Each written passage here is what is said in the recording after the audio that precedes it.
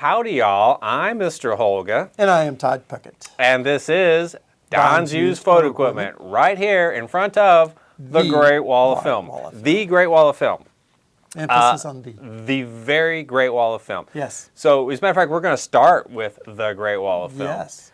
And let me grab this over here because I wasn't prepared for this. So, wait. So you and I. This is like any other video we do. Yeah. You're not unprepared. So in our last video, we had discussed getting the word out about the Great Wall of Film, and I'm going to ask. Now, this is X. Formerly Twitter. Yep.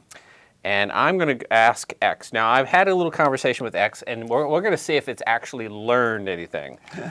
And now, this is XAI? This is the XAI. It's called Grok. Grok 2, as a matter of fact. Where is the Great Wall of Film?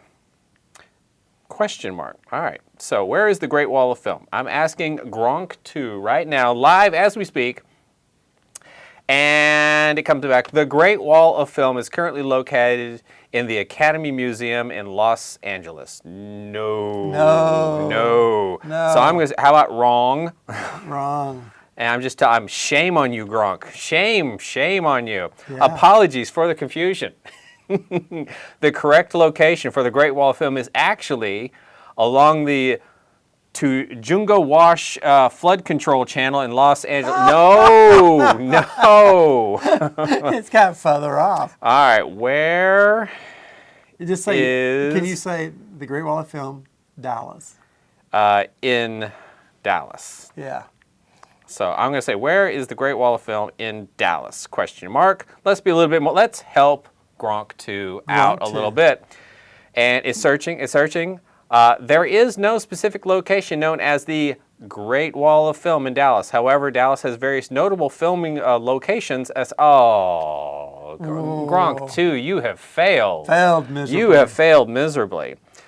That is just the saddest thing I've ever seen. So, but the first time I did this, and I took a couple of screenshots of what I got.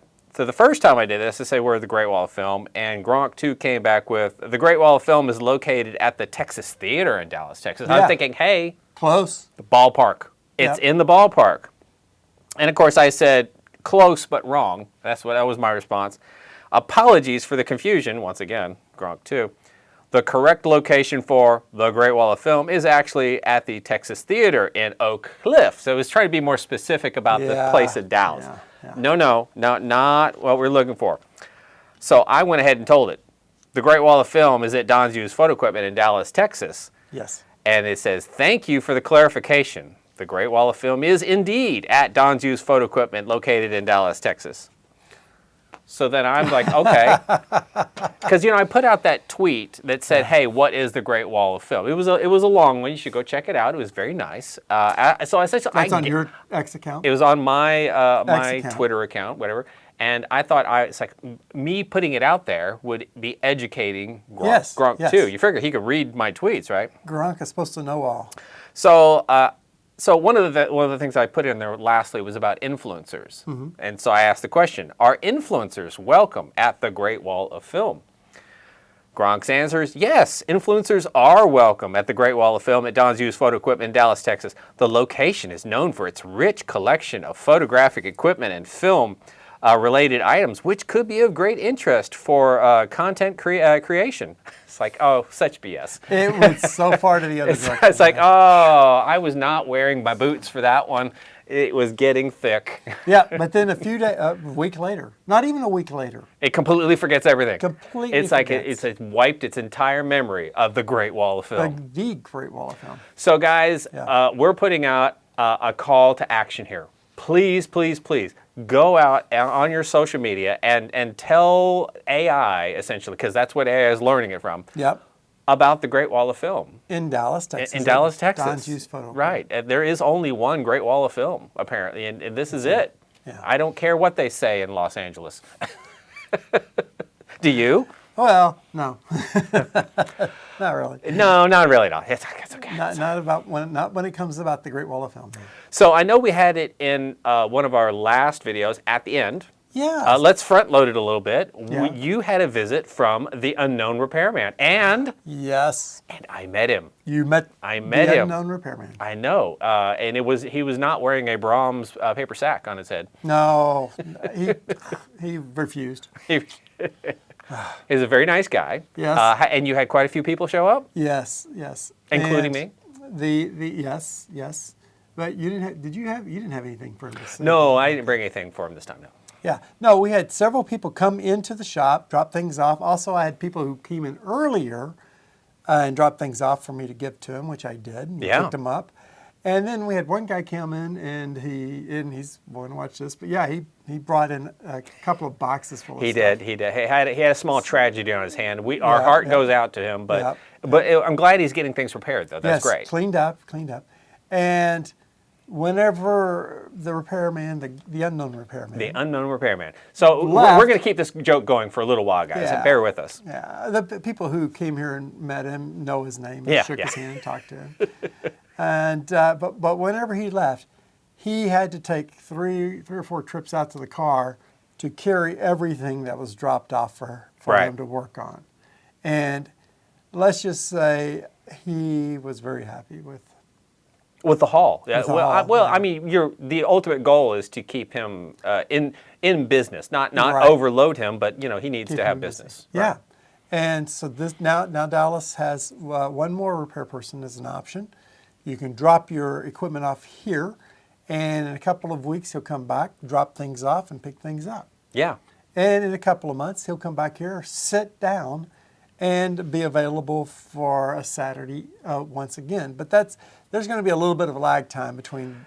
Yeah, it's not this every and the next weekend. one. No. It's not every month. It's going to be sporadic. A couple months, yeah. Todd is definitely going to let us know when the next absolutely. one happens. Absolutely. I thought it was a good event. As far as people showing up and asking camera questions, you had a small line of people who wanted to have their cameras, and some of them he opened them up on the spot, and I don't know if he even made like some tweaks and handed them right back. I mean, he was trying to be Johnny on the spot for some stuff. Yeah, and the camera was not really damaged.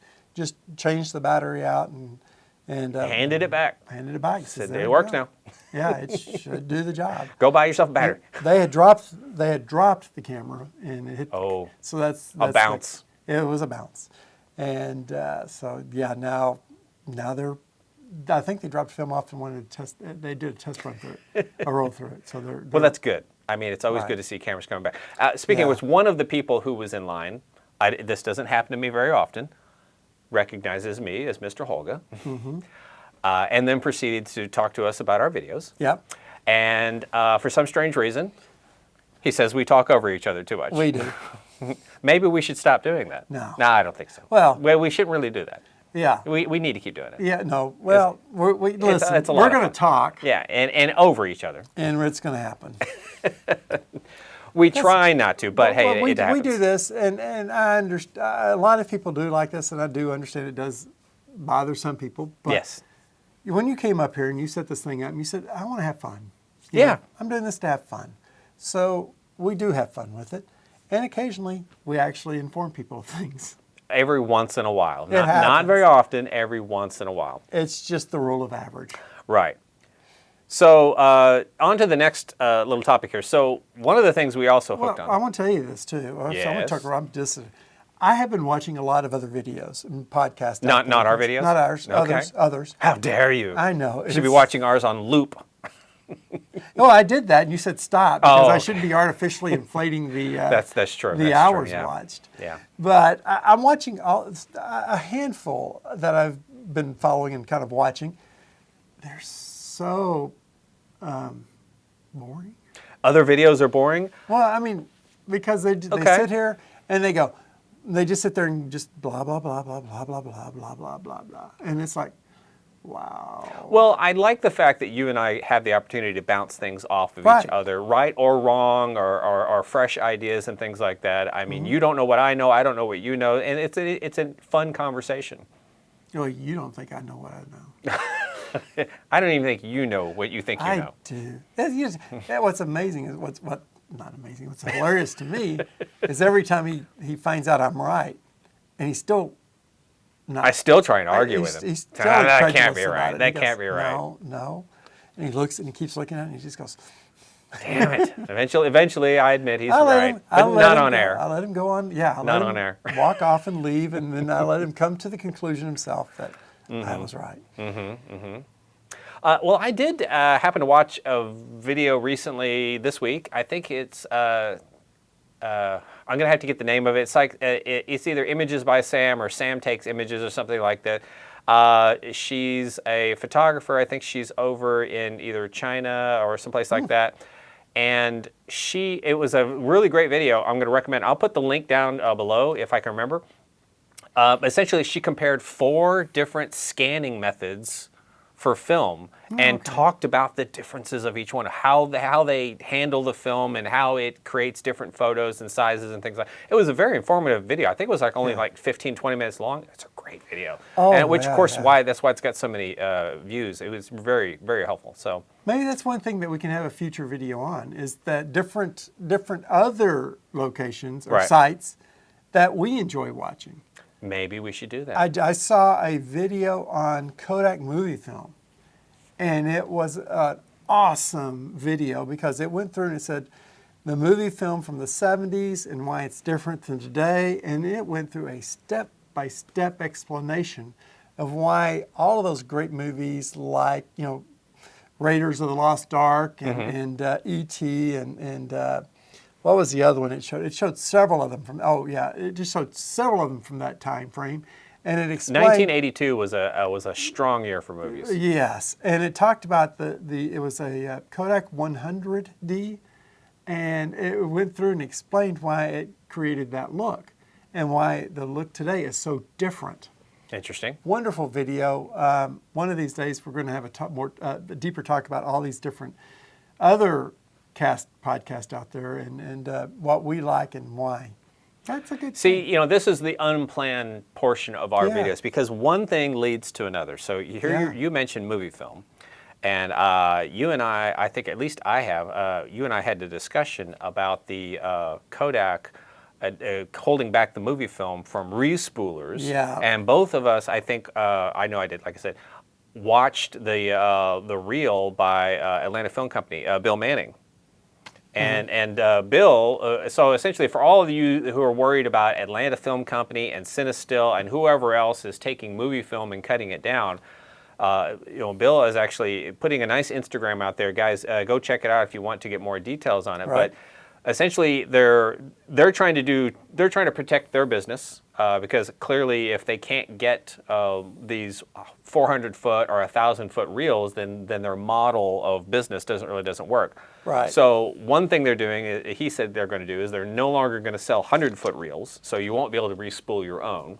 They're going to keep those. The second thing they're going to do is they're going to raise prices on their developing so they can help a little bit. But the third thing, which I thought was more interesting, is what they're going to try and do is contact film production companies and say, hey, we'll buy your unused film. So hopefully those types of things can keep them in business. Because if they have an extra 1,000 feet that they didn't use, hey, great, sell it to us. Yeah. We'll respool it. We'll get it out to the consumers who want it. Because respooling is a very viable option for a lot of people who want a cheaper color film. Or they want a color film with a certain look to it. Or just, exactly. And that's what you got out of it as well, right? Okay. Yeah, so there's people, an action has been hoisted upon us, and now people are going to figure out the way around it, which is what people always do. Yeah. So there's always a solution for every problem. Yeah, it'll take a while for it to work out. But it will work out. It's going to be interesting. We're just kind of letting you guys know that, hey, it might be harder to find your favorite respooled film out there. It should be getting harder to find that. Yeah, but hopefully Kodak will eventually start doing it. Well, hopefully Kodak will come out and say, you know what, we changed our mind. Here you go. No, they're not going to do that. But what they will do is they'll do it. But I did read one spin on this where Kodak was doing this to keep the prices high. Oh, artificially inflated. They artificially inflate the prices a little bit. And that sounds a little underhanded. That sounds like it, but this is just one side's opinion on it. Okay. And I could see a company doing that. Okay. Not necessarily Kodak, but it does make sense to control the cost because Kodak has a lot of expenses that they're incurring by hiring a lot of people. Yeah. And, you know, they've really grown, added people to it. They're also, I think, getting more into research and developing. Again, And, maybe they could come out with that film they owe us, that new stock. The new stock. I'm not forgetting, Kodak, you still owe us at least one new film stock. Yes, and we will keep mentioning it. Until you do. So it's good to our dying days. But you know, anyway, there's a lot of things going on. Okay, all right. All good? Yeah. So, so on to camera snobbery. We had a lot of fun talking about this. Yeah. A lot of fun about talking. Yep. So we were discussing, we were saying, hey, why don't you bring your camera in and we'll discuss how much of a camera snob you are. All in the fun, all for fun. All for fun. All for fun. And we'll do that eventually. And we'll do that because that would be a good time. It's like, you know, it's kind of like bring your dog in for a dog show type of thing. It's like they're all dogs, they're all cute. Let's be honest, okay? Yeah. But clearly we were thinking that you know, Leicas are super snobs. Well, we'll get into that deep. We're going to do a whole video on this. Holga's not as snobby, right? You know, well, it's a different kind of snob. That's true. But guys, keep that in mind because we definitely want to talk about this. Write comments below about what your opinion is of what makes a camera snob a snob. What do you think? What do you see in that involving? Well, so after the video, someone did put a comment out there. It's like, well, I don't know, that there's some camera snob who seems to be taking pictures of his camera with his lunch in downtown Dallas. And I'm like, I don't know who he's talking about. Haven't the slightest idea. But I'll have you know that neither Jimmy John's nor Potbelly's has given any likes or due credit for the fact that this unknown photographer has put himself out into the public like that and saying, hey, here's a nice looking camera at this place. No matter how many times he mentions them. No matter how many times. It's like they have no social awareness at all. I was about to say social presence, but it's really awareness because I know they have the accounts. Well, they have somebody somewhere typing stuff on it. I don't think there's much of a pulse there, to tell you the truth. So probably not. I don't put a lot of stock in a sandwich company. Yeah, I hear you. But from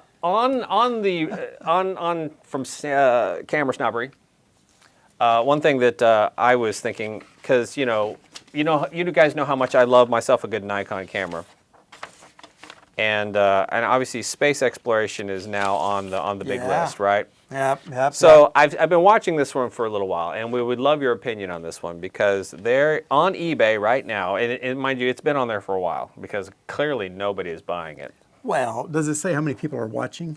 It did, but I don't know that I have that number on. So I printed off a copy here. So essentially, this is a rare. When the first word in any eBay description is rare, that's your first red flag. Yeah. But in this particular case, they're right. However, this is a rare NASA Nikon F5 camera body, MF28, that has a special back to it, bracket plate, cue cards, exposure data.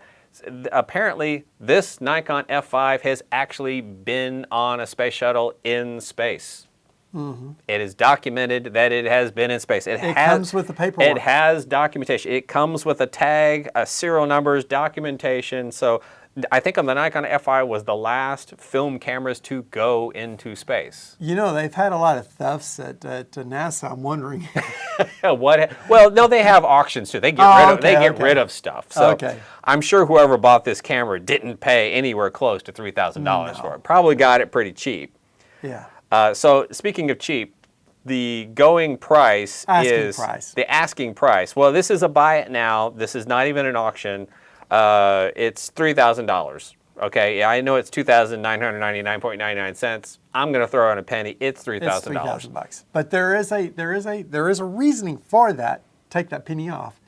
It's because round a number like that seemed to people more expensive than the $99.99.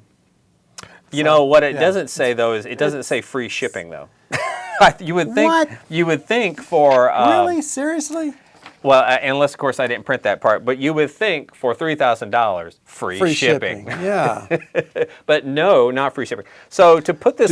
Does not accept returns. Of course not. But to put this in perspective, I printed off a regular Nikon F5, just body only, no lens, just like this other one. The going price for this is $300. So the big question is a camera that's been to space worth 10 times the amount of money? 10 times. Would you pay... To somebody somewhere. Well, but nobody, because it's been on there quite some time. You was expecting this person to drop the price by now, but it has not happened.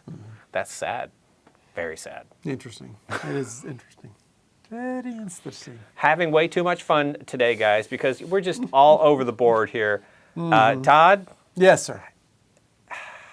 I'm going to let you pronounce the next one because you're going to butcher it, not me. So, analog? Well, but you have to give it that English, the analog. Analog. Because it's A-N-A-L-O-G-U-E, analog. L-O-U-G-E, isn't it? That's what I wrote. You might not have spelled it correctly. I may not have. Analog. Analog. So you sent this to me in Facebook. One. And but yet there are questions about this camera. Why don't you lay it on the line for us? I spend a lot of time looking through the internet trying to find things that are going on just to keep informed of what's happening. And I ran across this camera. It went through this glowing thing, and it says a company in the Netherlands. Okay. I think I've heard of them. Analog Store. I don't know. I think it's the Analog Store, but they are creating. They're making a camera, they say from scratch, and they're going to call it the Analog AF1. And they go through this laundry list of everything they're going to have on this thing, film camera. And you're going to be able to do A, B, C, D, E, F, G, and it goes through this big, huge list of things. And it has 6 elements in it that are double Gauss. And 6 glass elements in the lens? That are double gloss. Okay. And so I tried to figure out what double Gauss means. G-A-U-S-S. And it had, this is double Gauss and this is sonar. And I look at it and I go, well, it looks like it's kind of doing the same thing. So I still don't understand the double Gauss thing. But it goes through the Gauss, it goes through this, it goes through that. It gives this huge list. And then it shows all these gorgeous pictures with it. And I'm going, this is interesting. So yeah. Sent off to, now I'm on their email list, and so far they sent me the same thing 3 times. Well, they got to keep you interested. Yeah, and you can pre-order and get 15% off. And then I asked somebody else about this, and I said, what do you think about this? It seems interesting. And he goes, oh, I'll check into it.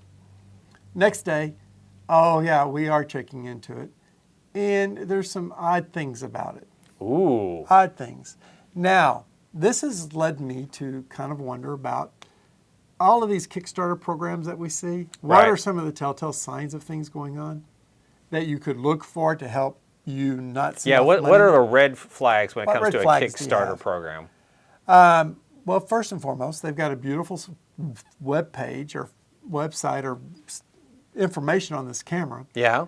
But if you look at the camera and you study the camera that they show, it's one solid piece. Now, what's wrong with the camera being one solid piece? Well, it might be a little hard to open it up and put film in it. There's the first thing. Nowhere on the camera does it show how to open it to put film into it. Nowhere does it show the little compartment that you put the battery into it.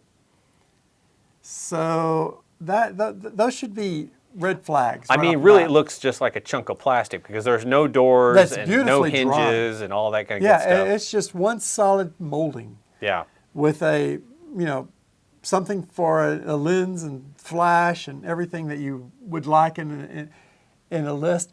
But then it goes down to the rollout date. Yeah. Here's what we're expecting to do, and here's our timeline on it. Okay. January, we are going to start discussions with the company. Discussions. February, we're going to do this. March, we're going to start building it. April, we're going to finalize it in June, May, June, July, August, we're going to be shipping it out. They're going to go from nothing in their hand to work with, but a list of things that they want in it, all the way to a finished product in 7 months. Ooh, that's ambitious. It's extremely ambitious. Especially whenever you're sitting there looking at it going, wow, these are really cool photos. Yeah. Not taken with the camera. Oh, yeah, I hate when that happens. So Because they don't have one. They don't have a camera. From what you can tell, they don't have a working model. No. And it was then pointed out to me that Pentax 17, they did not really come out and talk about this until they actually had something, a prototype model in their hand. A working model in their hand, yeah. Prototype model.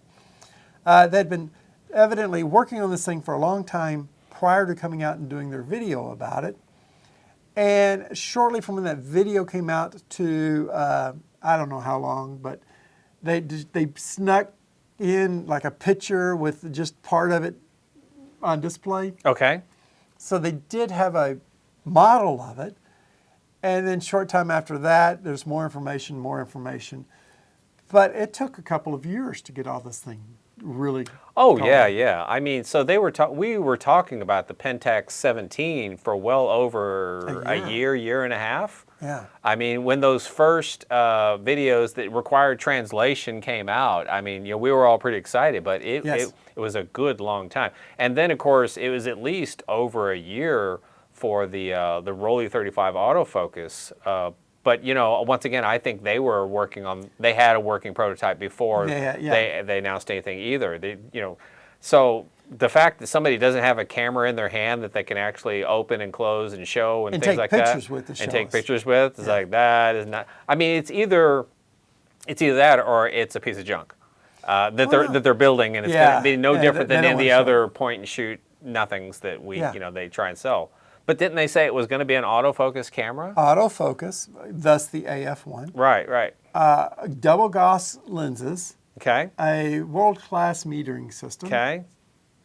And all in a tiny package. All in a tiny package that they don't even have a working model on. They don't, and they've got six months left to do it. Yeah.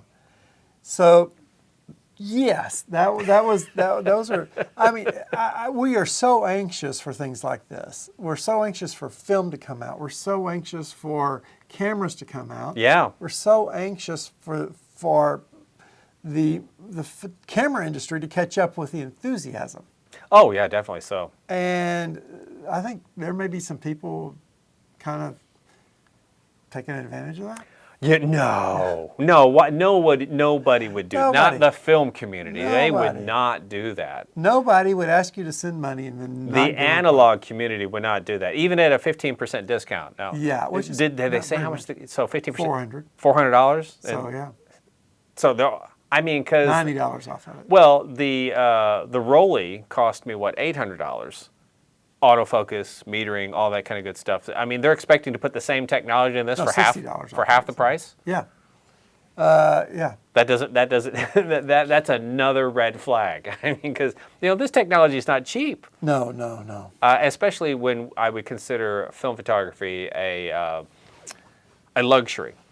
Okay, it's not your average photography. So yeah. So it was really interesting, and just I'm wondering about how many other things that this can be applied to. And this is why I don't really give money to the Kickstarters, but whenever they actually have something, then I'll buy 10 of them. I mean, I will support you. I will buy a bunch of them, and just like I've bought a bunch of Pentax 17s. And whenever their next one comes out that's a full frame, I will buy a lot of. I'll buy a lot more. Buyer beware. I mean, you're quite big on the Pentax 17 selling. You're doing a great job selling. Yeah. It kind of slowed down a little bit, but people are still, poking it with their toes and looking at it. I think more photographers are getting out shooting the Pentax 17 right now. I'm seeing more collections of Pentax 17 shots. Photos, yeah. I mean, I only shot like maybe 1 or 2 rolls of mine. I really need to get it out again and give it some see what I can do with it as far as creativity, because I think there's so much that can be done with it. But 72 shots is an awful lot for. It is a lot, but that's the beauty. That is the beauty of it. But it's just, and it is a nice camera. I love the winder, all that kind of good stuff. It's and that camera, about $500. It's like has not got the technology that this $400 camera was saying it's claiming to have, and it's like another red flag. I know, but does it have the technology that the AF, the Rolly? Or is it supposed to be better than that? The Rolly, like I said, has the autofocus and it has some sort of metering. So those are what the even cheaper camera, the analog AF, is saying it's going to have. And it's like these numbers aren't adding up. Yeah, well, we'll find out. But keep an eye on that and follow it and see. Give us your opinion on that. Do you think that this is something that will happen or something to be aware of? So if you've heard about the analog AF1 and you know something about it, put us a comment down there, because we do read the comments and you guys have been spot on with some things. And I hasten to bring it up. Some of you have been spot on with the film Ferrania news that we've been kind of rolling over. Right. So we did get a small update. He has a smidgen of an update. We don't want to make this part 4, but go for it. No, it's just again watching another video, a person talking, and that person came on. Badly translated, or was this one in English? In English, just not in the U.S. I don't think. And but so. One person sitting down, looking into the camera, going, and now more information on the film Ferrania. Very dry, very monotone. Just kind of, I put it on and go to sleep. Good videos. Yeah, good times, fun. That's why we talk over each other. Yeah, it's not boring. And then they said, well, I had a person put a comment in the comments who lives in Italy. Okay. So person in Italy. Yeah. Person in Italy knows someone at a camera store. Yeah. So 1, 2, 3.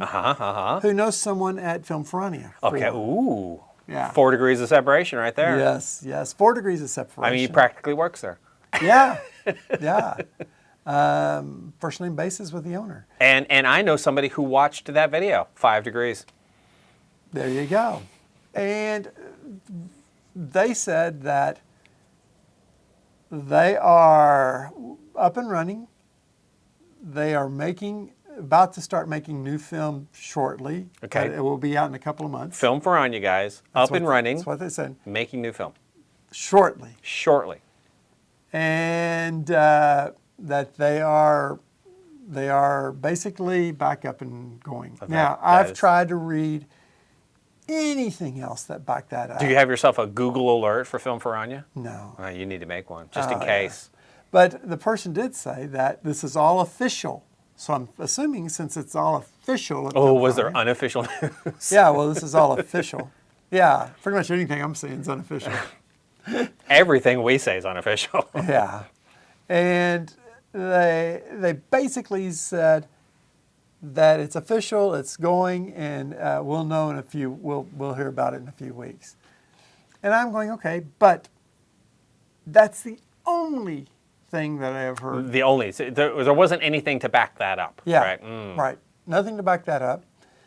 And I don't know. Getting good news is like pulling teeth recently. It really is. It's hard. It should not be so hard. No. I mean, I have sent 3 emails out, and everybody goes, people should be willing to talk to you. I've sent 3 emails to different things at Film Ferrania, 0 replies. And the one person that did reply no longer works there. That's not good. That is not They good. will not tell me anything that's going on there. They said we'll know it when that happens. Okay.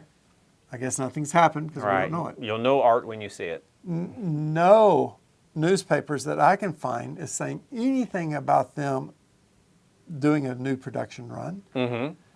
I cannot find anybody else on any other videos. We're just going to have to call them. Sure.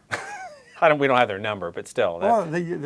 That would be hilarious. You can if we call them and they picked up. Hello? No, they wouldn't say hello. It's French. I thought it was Italian. It's Italian. It's one of those foreign countries. Oh. They are. Ciao? Ciao. I don't know how you say hello in Italy. I don't know. Bonjour. No, I don't know what that is. Yeah, I think that was French. Is it? Well, I can't find anything separate outside of that. So people saying that I'm talking out my back end is, I'm sorry, dude, show me anywhere. Nobody has collected all this information together and said, hey, here's the definitive truth. If you do, please point us in that direction. We would love to see it and or read it because we like Film Ferrania. It's a really, well, I want them to succeed and I want to shoot more Film Ferrania. It's good film. We're not going to put Film Ferrania in the title on this one. No, not at all. So that is the latest on that, is that one other person said that somebody told somebody that had somebody tell them that actually was in the company saying that they are up and running again. But I have not seen or heard anything anywhere else that backs that up. Mm-hmm. But we're hopeful. Fingers crossed on that one. Yeah. That's how bad the news is. So, yeah, we've slipped in that one. So, speaking of news, and you guys know how much I love PetaPixel. Yep. And we're pretty much, PetaPixel here, documentary, this is the title, guys, documentary Asserts, Napalm Girl, that's the title of the photo, was not taken by Nikki Ut. AP refutes the claim. Ut or Ut. So if you guys, we're not going to put the picture on here. This is a very famous photo of the girl running away from the napalm. You know, she's essentially naked, and the kids are all crying, things like that. It's a Pulitzer Prize winning photo. Well, and the reason this brings interest to me, so I probably am going to watch the documentary if it comes available to me, just because I was like, okay, what is the deal here? I have read the description as best I can, and so if you will imagine several photographers working for the AP, all bringing their film back to the same film lab, all having them processed. This photo comes up. It was on one of Nikki Ut's rolls. Gosh, I'm just going to call him Nikki. It was on one of Nikki's rolls, or at least he says it was, right? And obviously it goes out in the world and it changes people's opinions about a very nasty war. Yeah. He wins accolades, Pulitzer Prize, all that kind of great stuff. Well, the catch-22 in this documentary is apparently some other photographer threw in his film, and I guess now maybe somebody's trying to lay claim on this photo, saying, he didn't take that photo, I took that photo. And no, it's like, it's not even saying that. Well, he's not necessarily saying that, but anyways, it's going to be worthwhile and interesting. But you and I, for years, have had the discussion, the proof is in the pudding. It's like, if you have the negative, that's your proof. Mm-hmm. And I figured Nikki's got the negative. Now, a digital file, not as easy to prove because anybody could have a copy of that digital file. I mean, you know, the moment it's taken on a digital camera and it's transferred to a computer and it's transferred to the cloud, I mean, picture. It starts degrading. Well, no, I mean, it's a file, okay? Let's say there's zero degradation, but it's exactly a copy of a copy of a copy, whereas there's ever going to only be one negative of this picture. And I'm assuming it's in Nikki's vault somewhere, don't you? Wouldn't you? Well, I don't. Yeah, but I've heard another story that it's like all the AP winners. I mean, the Pulitzer Prize winners. I think their negatives go somewhere.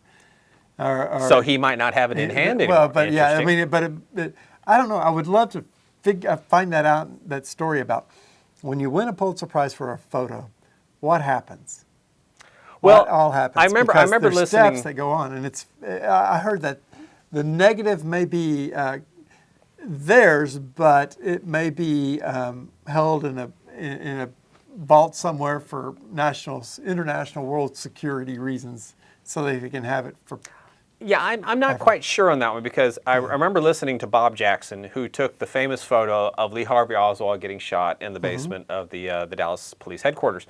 And the way he was talking about is that his negative is in a safe deposit box. Yeah. And it's like, well, okay, that to me doesn't, because it was a Pulitzer Prize winning photo, does not mean it was turned over to anybody. He has that photo. So, and I'm sure anybody who took pictures of Marilyn Monroe or anybody else famous or something like that, they've got them secured in nice locations, or at least they should. So, I find it hard to imagine that winning the prize means you automatically turn over your negative. Well, yeah, I don't know. I just heard that somewhere. But I think it's like, you know, this picture was taken like, you know, See, about 50 years ago. Why now bring this up 50 years later? Yeah, but it doesn't say anywhere that anyone else is claiming that photo. Well, they're not throwing, well, I think that's what they're trying to do with the gotcha of the documentary, Yeah. because they're trying to keep the people who put the documentary together. They wanted the AP to sign a non-disclosure and give their opinion, all that kind of good stuff. But they said, no, we don't do that, you know. And so that's how this story initially got out, is because they don't do that, which is great. But, you know, if all this documentary is trying to do is a gotcha and they're just trying to make somebody look bad just to make a quick buck, it's like, well, that's going to be sad. But you know, if there is something interesting to be proven here, that'd be great. But I'm kind of doubtful right now. Yeah. I mean, I don't know Nicky. I don't know him, but he seems like a good photographer, and he's been in the business for 50 some odd years. And so, you know, I would hate for someone who wants to sully his reputation towards the end of his, you know, career. You know, that's horrible. Yeah, really interesting to follow and see what happens with it. Well, I mean, when it comes available and I can see it, I'm definitely going to want to watch it. So, yeah, sounds like a really good one. And I have that on my list, much like that Kate Winslet movie about Lee Miller. I want to see that one as well. I realize that's a dramatization of a historical Hollywoodized version? A Hollywoodized version of it, all that kind of stuff. So there may be space aliens involved or something, you know, we never know. But no, it sounded like it would be a good film to watch. Creative liberties. Yeah, because I do love that picture of Lee Miller in Hitler's bathtub. I mean, if there was a copy of a photo that I would put that one, because, you know, it just seems so authentic from a photographer to, you know, thumb their nose at authority. And it's yeah. You know, well, there's photos. And she's not naked. If you want to go to Lee Miller, Hitler's bathtub. It's a very famous photo. You go check it out. It's a good photo. Well, there's photos of people on Saddam Hussein's. His swimming pool. No, his made of gold toilet. Oh, the gold toilet. The gold toilet. The gold toilet. Oh well. I don't times. know. Did we learn anything today? Yes, we learned that it's late and it's time to go get something to eat. I'm hungry, yes. See, I knew that. So guys, hey, let us know about your camera snobbery yeah, below. put comments. Let us know about Film Ferrania in the comments below. Put a comment down. You know, we love a little open dialogue. If you think Todd is a camera snob, I certainly would like to know. They don't know how much. They don't know how much. Listen, I was watching you today. Somebody was, you were selling a Canon lens to somebody, and he was correcting them on how to put the lens cap on or off. And I'm just sitting over to the side. I'm like, oh, Todd, you're letting your OCD, only child syndrome. Your only child syndrome to have it. They were buying the lens. Let them put it on however they want to. I know. But here's the deal. Okay. See, now you guys are going to get the same lesson. Yeah. Okay, this is a body cap, I know. But when you take it and you put it on a lens and you shove it on there and you force it on. Grind plastic against plastic. The plastic on the ends where you pinch are going to break. Mm-hmm. So pinch it in, put it on, and let go. A little pinch. A little pinch will do you. A little pinch will do you. With that, guys, we are going to say, please do share, like, subscribe, tell a friend, tell two friends. Tell the world. Tell your enemies. Tell everyone. Tell Mama Holga that she needs to watch this one because she hasn't. Tell them this, that you need to bring up the Great Wall of Film in your comments. Great Wall of Film, please. Yep, and that you need to come over here and buy films and support the Great Wall. It's the Great Wall with a capital V. Don't get it confused with a Great Wall of Film. And in March, I've got a photo walk I want to do. But we'll have to talk about that one next time. But yeah, into March. And things are going to be happening. All right, Todd, fade us to black. And